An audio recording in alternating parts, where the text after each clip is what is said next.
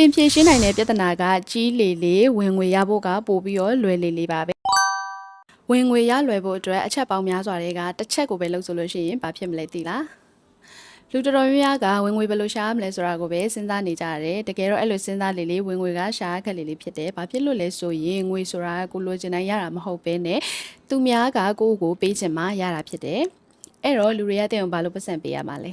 အဖေကတော့ရှင်းတယ်တင်ကသူတို့ရဲ့ပြဿနာတွေကိုတခြားသူတွေထက်ပိုပြီးတော့ကောင်းကောင်းဖြေရှင်းပေးနိုင်လို့ပဲဖြစ်ပါတယ်လူတွေကသူတို့ရဲ့ဒုက္ခတွေပြဿနာတွေကိုဖြေရှင်းပေးနိုင်တဲ့အရာတွေပေါ်မှာပဲငွေသုံးချင်ကြတာပါ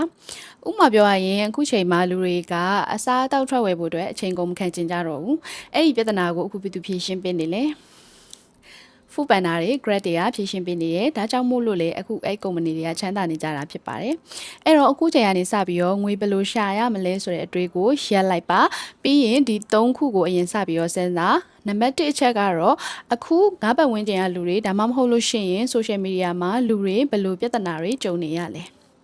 နံပါတ်2အဲ့ဒီပြဿနာတွေတဲကဘယ်ပြဿနာကိုငါရည်ချင်းနဲ့ကိုညီဖြည့်ရှင်းပေးနိုင်လဲနံပါတ်3ချက်ကတော့အဲ့ဒီဖြည့်ရှင်းနည်းကိုတခြားသူတွေတဲပို့ပြီးတော့ကောင်းမွန်အောင်ငါဘယ်လိုစူးစမ်းအားထုတ်မလဲ